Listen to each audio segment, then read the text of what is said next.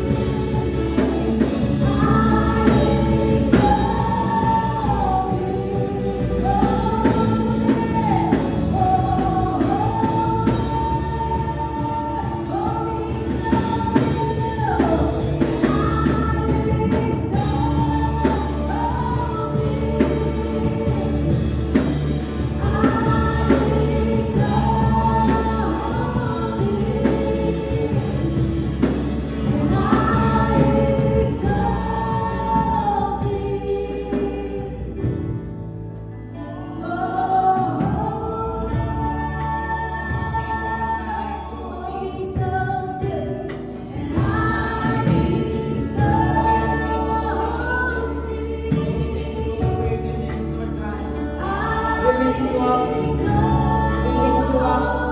We are thankful for what you have done. Be exalted. Be exalted. We lift up your name on high.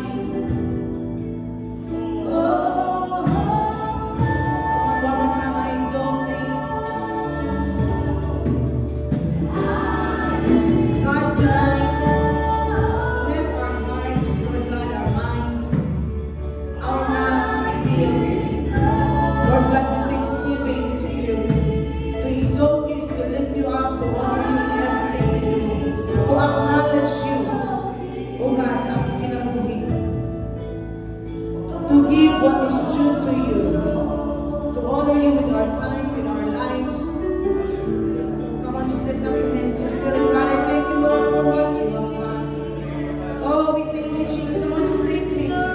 We exalt him as we thank him, as we exalt, as we express our thanksgiving to the Lord. It's one way of exalting the Lord. To sing the songs that we are singing, it's one way of exalting the Lord. Remembering his goodness, it's one way of exalting the Lord. To tell about his goodness, what he has done in your life, it's one way of exalting the Lord. To testify, oh, about the favor, about the things he has done, it's one way of exalting the Lord. Through your life, through your actions, through the things that you do, it's one way of exalting the Lord. Through your obedience, it's one way of exalting the Lord. By hearing his words, it's one way of exalting the Lord. Giving him your time, that's one way of exalting the Lord. It's not just about the song that we are singing, but it's about how we give importance of who he is and what he has done.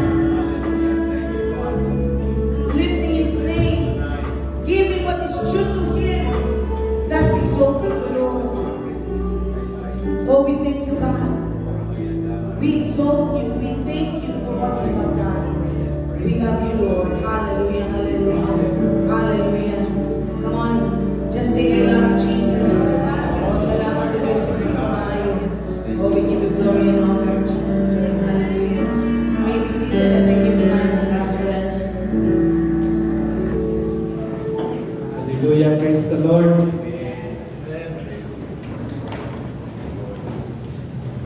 Lamig kayo matitupan niya sa Diyos, no?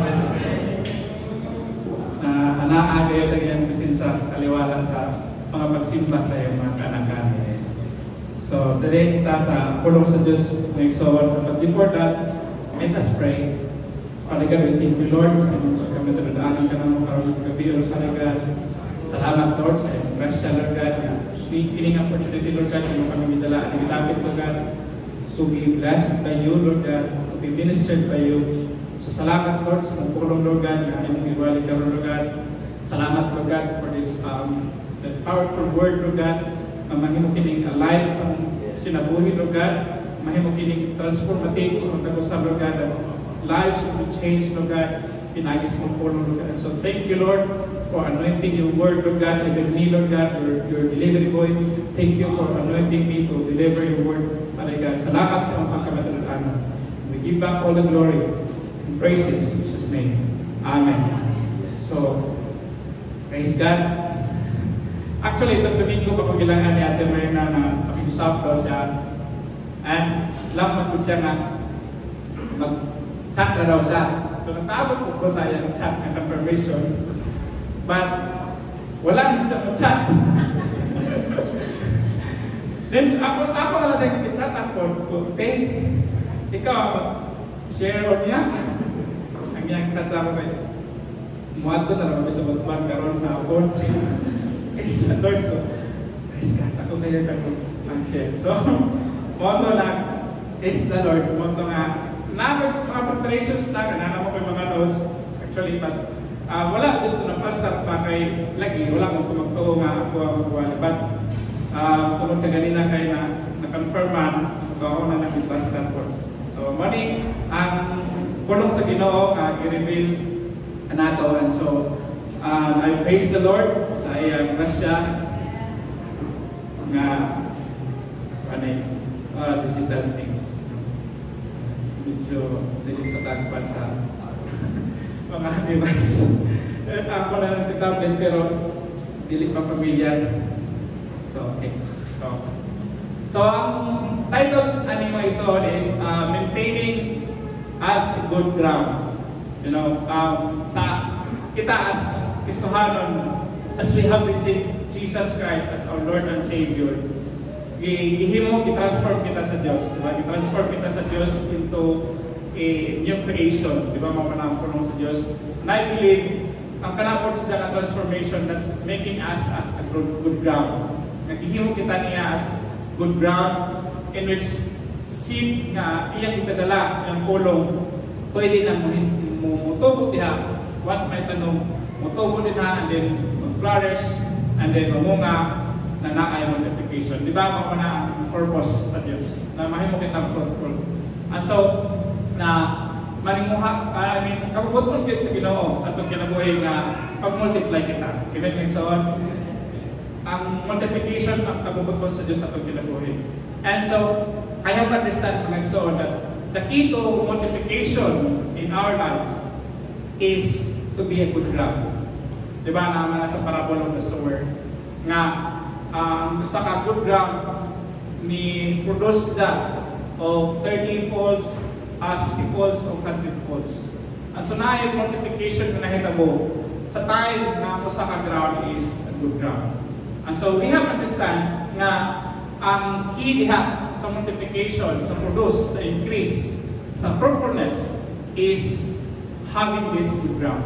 Diba mga na, kaya ng prinsipyo sa Diyos. And so, I believe also that being a good ground is a choice.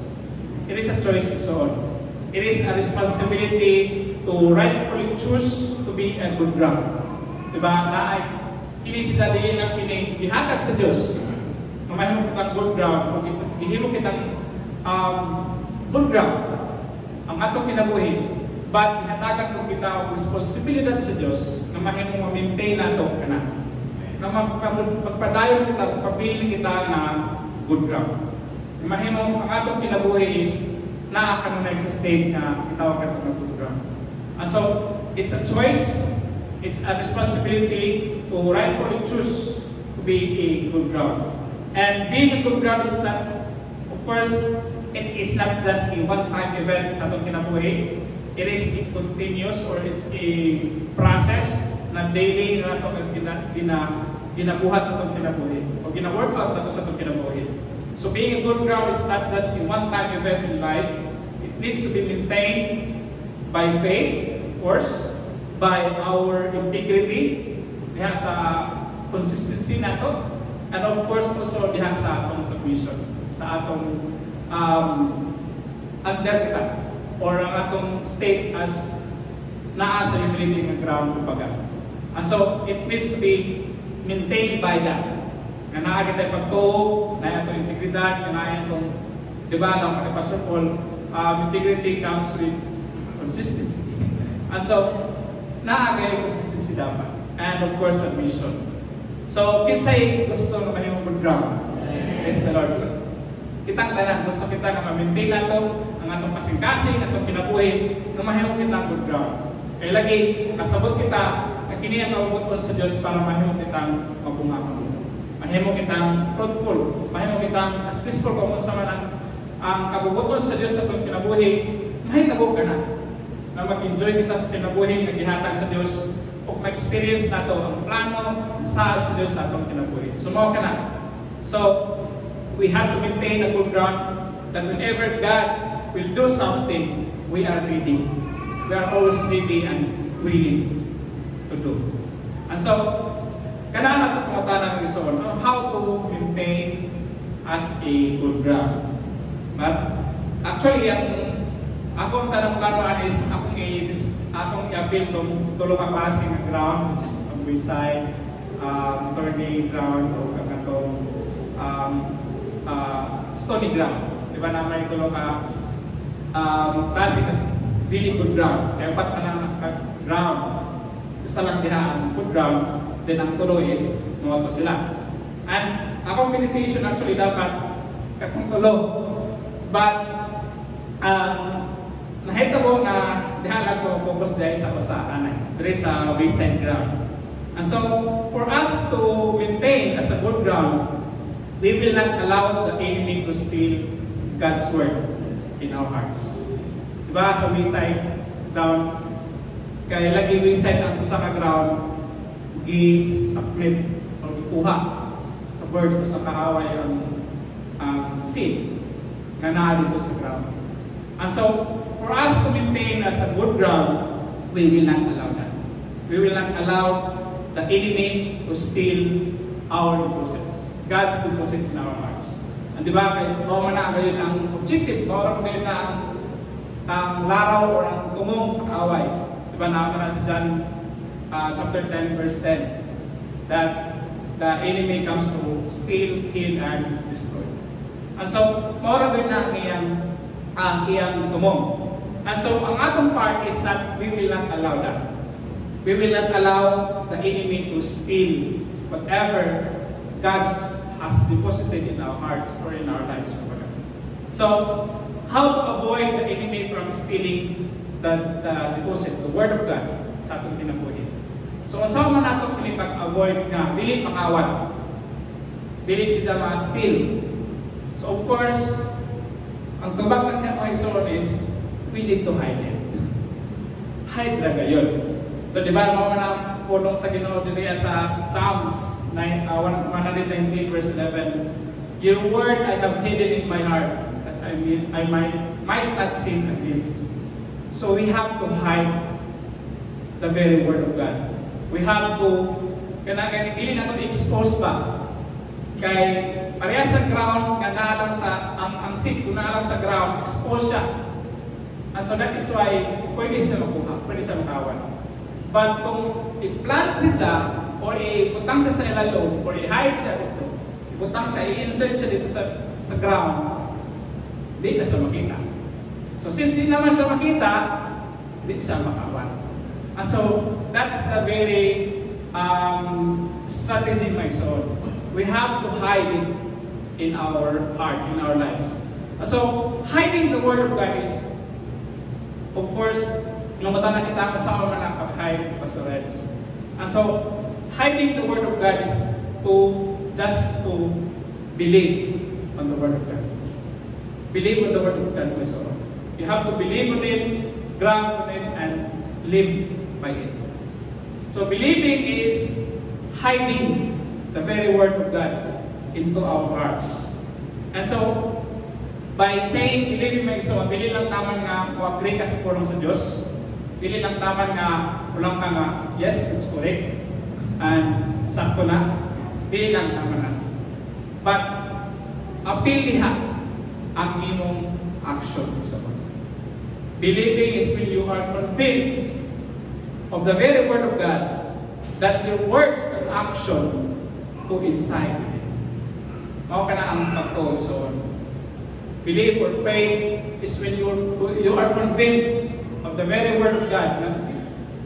Kumpiyansa ka, I mean, kanang kumpinsi kayo ka. So, kumpinsi, masagot na mga iso is, wala na kay, kumbaga, doubts. Kaya lagi kumpinsido ka. Na, ma-prove ni mo na ang imong ituuhan, kumpinsido ka, kaya ang imong pinalungan o ang imong action, coincide na. That is believing so. So, I have to highlight here faith in action. Di ba, maumanaan sa James 2, verse 17. Faith without action is dead. So, kinahanglan igsoon lang ang atong pagtuo mag-coincide kayo ng atong buhat. So, dili mahitabo nga ang atong pagtuo is lutuo lang ta, pero wala mo coincide ang atong buhat. Kinahanglan mo coincide din na. So, faith is to be practiced. So, kinahanglan din sa i-practice. Kaya kung pilit ni siya i-practice, mo resulta kinaigsoon na mamatay. Di ba lang madali sa faith without action is dead. Faith is not just received, but it is lived. Dili lang kini siya tama na katawaton, but it is also lived. So, ikinabuhi kini igsoon. i-practice kini so on. Just like our relationship with the Lord, with our God, the Father. Kita as His sons and daughters, kita yung relasyon sa Diyos. And this relationship is to be demonstrated. This relationship is i-demonstrate na ang gugma sa Diyos, i-demonstrate niya rin nato. And same time po, ang atong gugma nga sa Diyos, kinahanglan i-demonstrate po nato. And so that is why na-action may so faith is not just receive, but it is live. No, Padre, as a James chapter 1, verse 22 to 24. But be doers of the word, and not hearers only, deceiving yourself.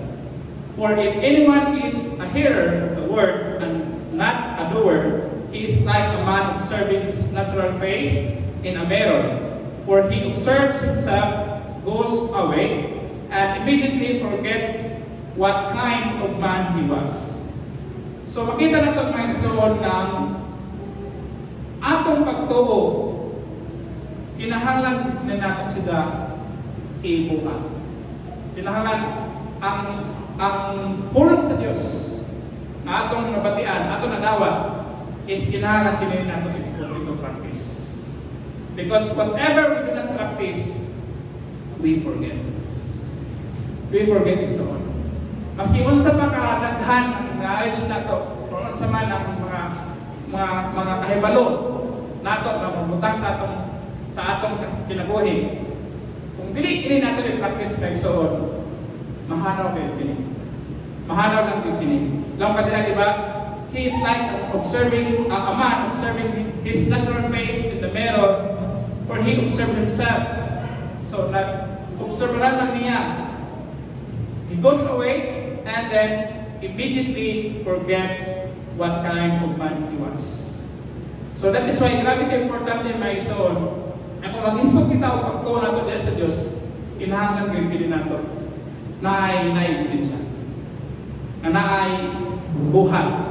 At hindi lang tama nato mabati ang pulong sa Diyos na siguro sa puto nato ang pulong sa Diyos pero atong i-reject ang pulong sa Diyos. Dili may ison. Atong kining kinabuhi may ison. Atong kining i-practice. Kung mula ang Ginoo nga pag-tights. Kung mula ang Ginoo nga pagpasaylo. Mula ang Ginoo nga higugma. Na mula ang Ginoo nga pagpaubos. Praise the Lord. Nawasahay nga praise the Lord. Walang magdugulayan lang may example. Brother Jim, na parehas kita ng sitwasyon. Pamilya na katong dihapan nga ito may example, no? Kaya ganing, it's a dilemma mo sa mga preachers na igsoon nga, may example with kanunahin tao ng pamilya na kayo. Ang kagalingon, ng asawa, mora ganita. So, the same sa even sa kami magtayo. Na kung naay mga pagbingkil, naay mga paglanis sa hay, and then mula walang spento, pagpaubos. Ay, wala na. Pagpaubos. Ano pa sa'yo? Praise the Lord. I'm working on it, Lord. Ngayon nga na ganyan na mga case na anong karisyon. So, but kung wala kang ginawa na yung mga anak, kaya nakapala sa pulong sa Diyos, then you have to subject yourself to that. Wala ka dyan kayo choice. Walang, praise the Lord sa grasya sa Diyos. Na kung mula ako sa business na, mula pa ako, makaroon. Kaya walay nang gani. Eh, wala din tubig. Sige, ano ganito yung case. Pero, alam kakapoy, di ba? Ang iyong lawas pa, kung naanak na struggle, itulong lang, o rin lang, pero kay lagi kay ang ginawa mo lang ang maganda, kini, ang kabuot pa na ako. So, wala tayo lang kayo practice. Lawa sa pula sa Diyos, faith without action is dead. And so that is why we have to practice our faith. Put into practice my soul.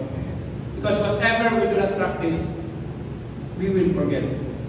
Lawit na lang, i-remind kita dito sa Mark 4:25, whoever does not have even what they have will be taken from them. Kung wala kita pagbuhat sa atong nagkatian, ang pulong sa Diyos, even ang gihatag ng pulong sa Diyos, it will be taken from you or from us.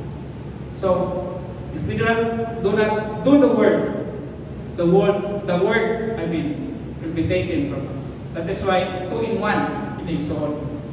Faith is 2-in-1. Faith and action. Kinahanglan gawin siya usa. So kinahanglan gawin siya gawin sila kapag. Dili pwede nga nakakapagpo sa Diyos pero dili mo sa ito kung sa imong binuhatan. But mo pwede sa Deo. And so we can protect the very deposit of God in our lives, the Word of God, from the enemy by doing the very Word of God.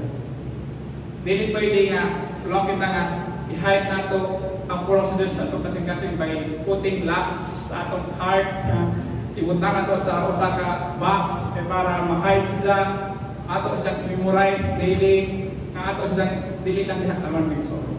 But ato kinabuhi. That's the very way nga para dili ma-steal ang pulong sa Diyos sa imong kinabuhi gikan sa kaaway. So that is why dili pwede nga kanaganing pulong kita sa kinabuhi nga o sa ato pagalingon nga puno na sa pulong sa Diyos pero dili mo coincide ang atong binuhatan. It's very delicate na pwede mo iso. So it doesn't mean also we have to be perfect in everything. Doing the Word of God is kanaganing ang kabuot sa Diyos na maubig kita, mutulong kita. It doesn't really mean nga atong i-perfect tanan. Na kinahanglan kayo na kaya sayo sa atong kinabuhi. Dili. Like so, mupalpak mo kita. Makabuhat mo kita ng mga mistakes. So dili masabot nga we have to be perfect in every way. But ang akong pasabot din is that whenever God will speak, we will hear. Whenever God will speak, we will hear. Here, by saying here my soul is, we will respond to Him. Nga, kanang makabatid kita, pasabot na is, ma-respond kita. So, di ba lang pasabot sa Diyos, He who has an ear, let him hear. Ang pasabot na dili lang pasabot ka nga nakakay iglungog o nakakay sense of hearing nga kinahanglan ka makabatid, but let him hear pasabot na, let him respond. Let him respond to the very Word of God. And so, hearing is responding with humility. Hearing is responding with humility. Sometimes the seed cannot be planted and inserted in the ground because it is hardened. Diba? Ang wayside na na-share ni Mrs. last time na ang usa ka wayside, ang ground na dalan is compacted dito. Kahit dito. Walay dalan nga dili. Kani konkreto may uban. Then kanang dalan na kanang sit up lang, adili concrete tambakan man ganina, di ba? Tambakan na para mukahin siya. So sometimes ang atong kinabuhi na ay tawag nato ng mga tambak sa kinabuhi. That this tambak or dam of life will cause us na mahimong harden ang atong kinabuhi. And so, kabubot ko sa Ginoo na in every area sa itong kinabuhi, dili kita magtambak. Lang yung patawad, ayaw patambak. Ayaw patambak. Kaya para dili ma-harden, no? Dili ma-harden ang atong ang ground ay so the dam of life, kining mga past experiences nato na dili kita maka-give over sa mga experience nato last mga past, mga trauma, mga disappointments, pain, kining mga even kining mga sorrows nato. Sometimes these are dams of life na makakos na kung naay pakikistorya, bounce back ka lang ang pulong sa Diyos. Kaya na may dam, na harden naman ang atong kinabuhi, ang atong kasikasan. And so that is why we have to kanang not allow these dumps of life. Na kanya mga trauma na to sa past. Really, it's hard na mga ako na-experience ako na mag-isoon high school ko nga hindi sigurado automatic, pero kung madugduman ako, na 3 years ako na kanang ganyan mga imunanat ng mga things. But I have surrendered it to the Lord. Kaya sa una, yan ako yan ako na kayo mga Kristohanan, nagplano na kayo ko nga, i-orchestrate ka na ito ba kung saan ako kapanimalusin. Grabe ako na dito sa una kayo, grabe din na ako experience sa high school ko. So, college ko, ako panganay ako sa una is, pag-graduate ng po, naanak ko'y mahimo sa kinabuhi. I-perform din ako niya kung plano. Kanang-ganin ang mga thinking sa anong panahon, but praise the Lord, kaya kiluwas ko sa Ginoo. Na, whenever ma-remind ko ang mga sitwasyon, wala ko sa Ginoo, Lord, salamat. Kaya mo dito ibag ko. Kanang-ganin ang makapasalamat ko sa Ginoo. Kaya nai-renewal of forgiveness kayo sa kasing-kasing na makarelease ko forgiveness sa tao na nakabuhat na to sa ngayon. So, na yung mga past experiences mo isoon na cause sa hardening sa atong kasing-kasing. So, ini-alin natin ialaw. Even ang atong mga pride, activities na to, can also cause nga ma-harden ang atong kasing-kasing. Na kung naay istorya ang Ginoo sa atong kinabuhi, do this, kini ang kabugot mo sa Ginoo, kini ang naa sa pulong sa Dios, tungod kay lagi mas bright pa ka, mas smart pa ka sa Dios, mas hibayad ka sa imong pagalingon, mas kaila ka sa imong pagalingon, and then mao ni ang sitwasyon, then sometimes i-reject mo ang pulong sa Dios or ang kabugot mo sa Dios. And so those are terms of life also may so. Even mga traditions na kanagay na use na ka sa thinking na repetitive na ba mga actions na kung i-evaluate sa Diyos is really kayo tumuto sa Diyos. Pagtungod kay inaana, systematic na sa iyong kinabuhi, ang mauna na yung balik-balik sa iyong kinabuhi, and then na-use na ka, even sa lang, kung na yutot na sakto kira, gamayra, but kung imo kayo i-evaluate sa piilan sa Diyos, wala mo din ang balance nito nga you are wrong and repent. And so, imo gaham mo i-maintain. And so that is why kini sila ng mga cases mga isor, pwede kini mga mahimong dumps of life. Na dili makatubo, dili makapenetrate, dili ma-insert, dili sa pwede Bisaya kaya tanong kanang matusok pa sa lalong. Diba? Itanong mo pwede mo ang seed, kinahanglan mo sa manitusok sa lalong. Nga para matubo siya. And so kinahanglan kini sila mga isor, even our kining sinful nature sa tao. Kung wala kita na I am human and God is full of grace, na pasayloon ko sa Ginoo, kung inunaanin mo ganyan akong pinuhatan, masabdan ko sa Ginoo. Praise the Lord my soul. We have to subject ourselves. Atong kasing-kasing lihat ko sa Ginoo. Ato ba search ang atong kasing-kasing. So the damp of life is what makes the ground a wayside ground. These are things in life mga soul na pwede makapagahit sa atong kasing-kasing. Pwede makapagahit sa atong kinabuhi. Sa punto na ang pulong sa Diyos, ang iyang similya, really good makapenetrate. And so, we have to remind ourselves mga soul that nothing grows in the wayside. Wala kayo matulog sa wala kayo ekspektahan nato sa atong kinabuhi. Kung atong kinabuhi is wayside ground. Kung unsa man ang mga areas itong kinabuhi mga isoon, whether sa finance, sa relationship, sa trabaho, sa unsa man ng mga areas itong kinabuhi mga isoon, whether sa ministry, tanan mga areas itong kinabuhi, pili gan kita maka-ekspektara ng mabunga kini o naay motubo din kung ato kini iba ibilin na baseline. Kung ato ipabilin din mga kahit na area. Wala kita, Pastor, generally, wala ko saved naman ko.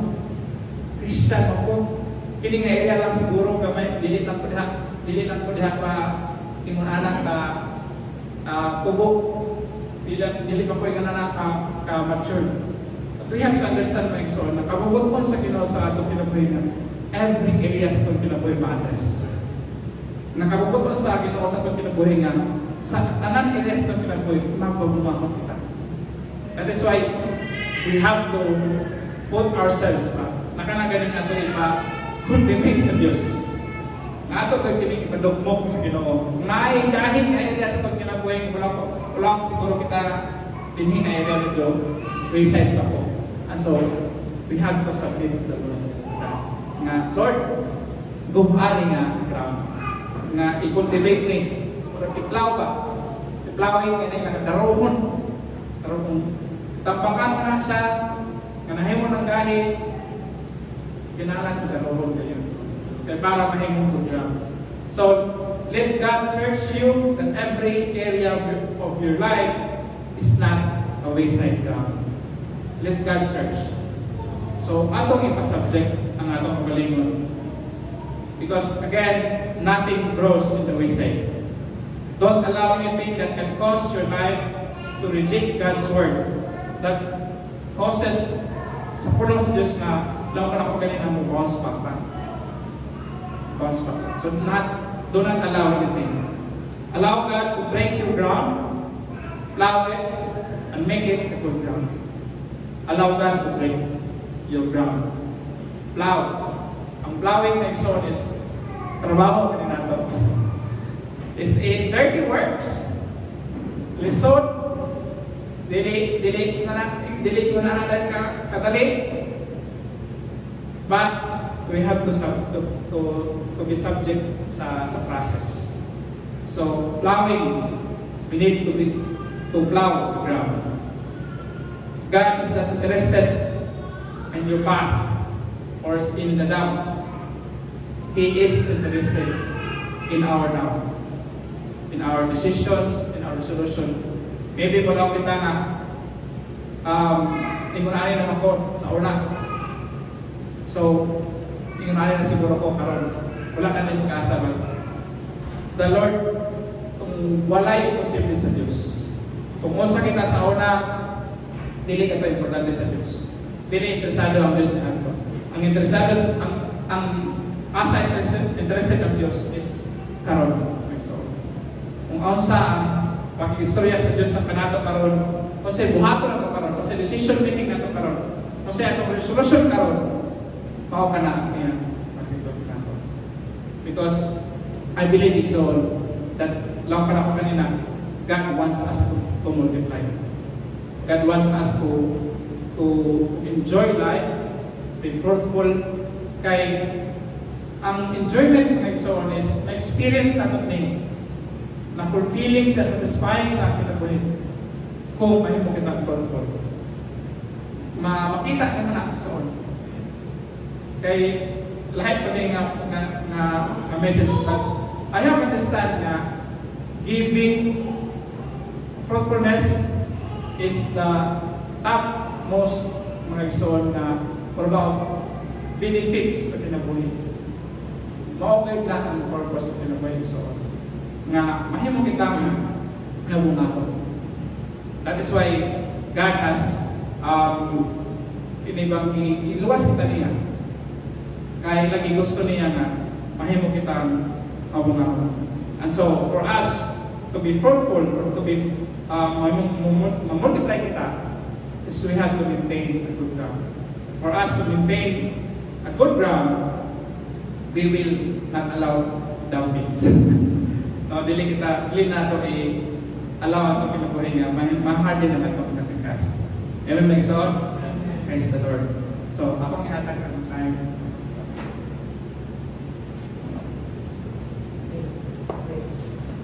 Praise. So, kinsa ang ganahan na good ground kita. Kanilong ta, hallelujah, praise God. Ano na lang yun ang willingness na nato ang patulog sa pulong sa Ginoo. Willing na dapat na magpaumol sa pulong sa Diyos. So karon nga kagabion magdala natin dala sa pag-ampo natin mga butanan magdala sa pag-ampo.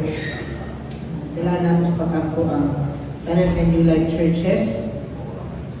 Pastor Paul, dala natin sa pag-ampo ang Ginoo magapamuhat, magiyak kay Pastor Paul, nagkadaghan na ang New Life Churches niya. Ato i-ampo ang Ginoo mag-plaster sa mga kasimbahanan, mag-plaster sa mga tag-usa. Sa mga simbahan dito sa Pilipinas, sa pasimbahan dito sa gawas nasod. Kunya, ang kabubuton yun sa Ginoo para sa New Life. Mga yung matuman. Kamu dito na natin sa pag-ampo. Hindi niyo dito sa pag-ampo sa Pastor Paul, yung pamilya, nagaan siya wisdom, nagaan siya mag-survey Diyos na niya.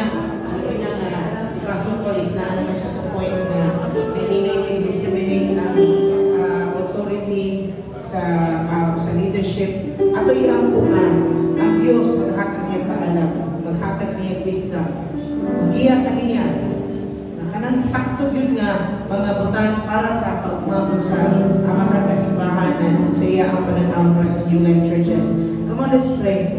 Oh, Father God in heaven, salamat din ang Diyos na ikaw ay pananangin. Nagtawag from God sa mga kasimbahanan.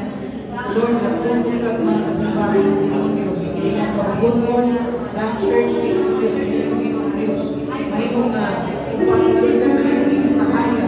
Lord, imo na kasi tayo na tapos sa mga panahon. Lord God, I pray for you that church. I pray for Pastor Paul, sa leadership of Pastor Paul. I pray that you will give him wisdom. You will be able to hear, O God, your direction. O God, sa mga salamat ng Diyos. Mga desisyon sa Ginoo Diyos na kinahanap ng Panginoon. May tungkol Ginoo Diyos sa pananaw ng Ginoo para sa life, isang may pagkano Ginoo Diyos yung kasamahan sa kasamahan ng Diyos.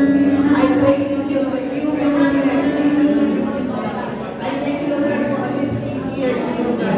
Lord, is Pastor Paul is able, O God, to hear, O God, able Ginoo Diyos to, Lord, to maneuver Ginoo Diyos. Hindi ang iglesia sa New Life, Lord God. Able Ginoo Diyos to mag-plaster Ginoo Diyos.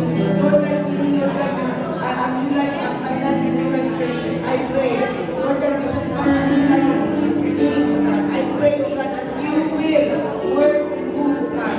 Kaya na ang church, Ginoo Diyos. Salamat, Ginoo mo, ang iyong kabubuton lamang ang nakita mo. Imo ang Ginoo Diyos, Lord, pangandoy may mahita ko. Wala'y pangandoy sa tao, wala'y plano sa tao, Ginoo na mahita ko. Apan imong plano, Ginoo Diyos, may pagkita ko. Sa akong protect, O God, New Life, I pray protect, Lord God, ang New Life, in Jesus' mighty name.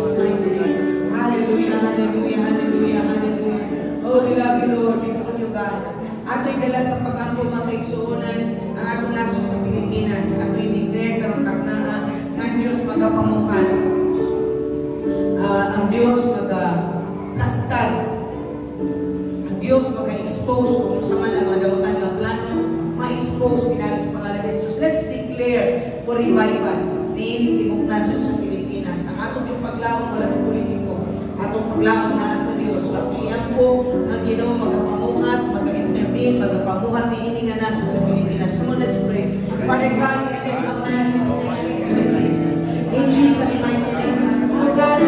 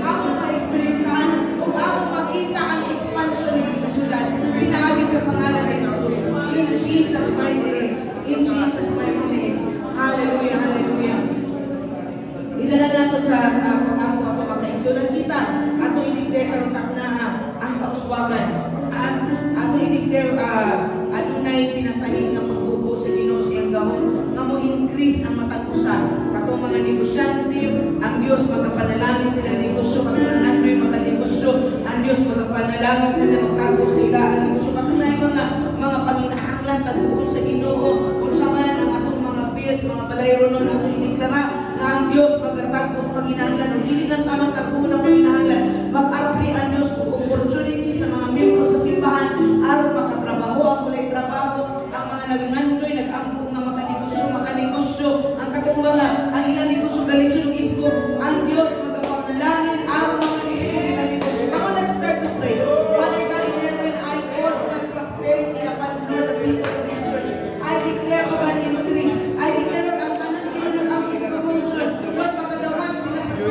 Pinalis sa pangalan ni Jesus.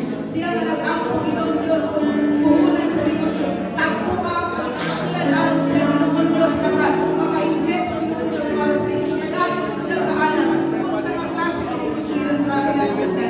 Lord, siya na ay mga utang, Ginoo, magbayaran ang mga utang, pinalis sa pangalan ni Jesus. Ako kiniklaraan, Ginoong Diyos, ang mga kaisunan ni Jesus, mighty name. Ginoong Diyos, ang Ginoong Diyos, ang mga inahanglan, Ginoong Diyos. Lord, kalmatago ko ba, address ang tanang mga inahanglan. Pinalis sa pangalan ni Jesus. I pray, Lord, ang mga negosyanti, pauswagan, Ginoong Diyos. Ang mga nagtrabaho, Ginoong Diyos, panalangini. I-promote, Ginoong Diyos, panalangini, Lord God. I-anoint ang matagkamot, Ginoong, ang matagkamot ng tanan ng mga paningkamot, mga panalanginan. Pinalis sa pangalan ni Jesus. Salamat ka nung kasali ng Ginoong nasa alis, Ginoong Diyos. Lord, I declare, O God, prosperity upon the people of His church in Jesus' mighty name. Lord, that in every aspect, Ginoong, ako giniklara, Ginoong Diyos, ang kaisdanan ng iyong hawak, pinalis sa pangalan ni Jesus. Kung mapuli ang tihog, Ginoong Diyos, Lord, ang contentment sa kasing-kasing, malipayan, Ginoong Diyos, anointed God ng mga kamot, Ginoong Diyos, busa ang sanan ng pagkagitan, iyong panalaginan. Salamat, Ginoong, I declare increase. I call increase. I call increase. Upon, Ginoong Diyos, ini, Lord God, ang kaisunan ng mga simbahan. You will supply, and you will increase your children, O God. You are more than enough for us. Salamat, Ginoong Diyos, karutak na. Hallelujah. At i-declaras pagkampo, at i-declaras pagkampuha. So, nato i-declaras pagkampuha. Makasugod ng yun kita, bali mo, youth ministry, second half ni nga, 2 weeks sa 2025. Kunya, magsugod daw na i-start na Sabado. Ipod ka na Sabado, every other Saturday. Atong i-ampo, i-declaras pagkampo, nga makurong nato, makabatanunan, nini nga simbahan. Kinahanglan yun nato yung power ang atong mga youth. I-pray nato nga Diyos, magapamuhan sa kinabuhi nini nga makabatanunan. Mayon silang galamito na sa kahimayaan sa Diyos. Come on, let's pray. Father God, in heaven, I pray right now. Ikaw magapamuhan ng Diyos, Lord, sa makabatanunan nini simbahan. Lord, I pray, Ginoong Diyos, dibuka kami, alam namin pagdala sa bagong henerasyon nga ng kanino. Pag-lead kanila nga nasa pagbuburon. Pag-lead kanila nga nasa pagkakayuan. Pinahagi sa pangalan ni Jesus. Panalanginin nila sa inyong mga kanahan. Panalanginin Ginoong Diyos kasi I pray, O God, right now, Lord, thank you, God, that you will put people together who will work, who will volunteer para Ginoong Diyos sa iyong ministry, Ginoong. Faithful, Ginoong, na mabuhat para sa iyong ministry. Anointed to work para, Lord, sa iyong ministry. I pray, O God, passionate, Lord God, para sa mga katalunan. I thank you, Lord God, that you will, Lord God, you will anoint, Lord God,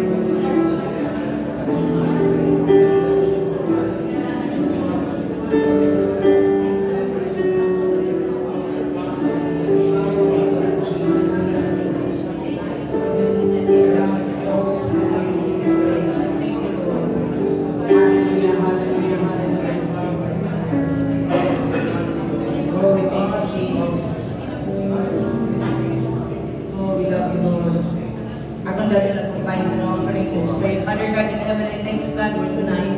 As we bring our tithes and offering, Lord God, panalangin ang matagpuan sa kamot sa mga katauhan. Pa-increase sa kami, Ginoon Diyos, patubuhan, Ginoon Diyos, ang matagaspino sa mga kilabuhi. Panalangin, Ginoon Diyos, why mga imalasmin ang mga anak sa Ginoo. Kami, Ginoon Diyos, imo ipanalaginan. Salamat, Ginoon Diyos, kami tatas we bring, Lord, ang tithes and offering, magapanalangin ka sa mga tagusan. In Jesus' name. Amen. Amen.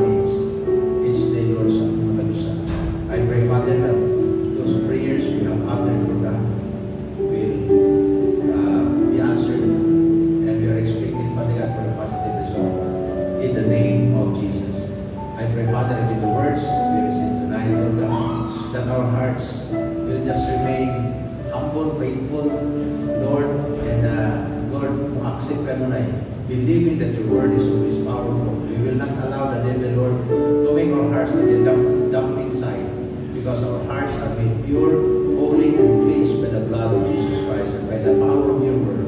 Thank you tonight, Lord, for the words we receive.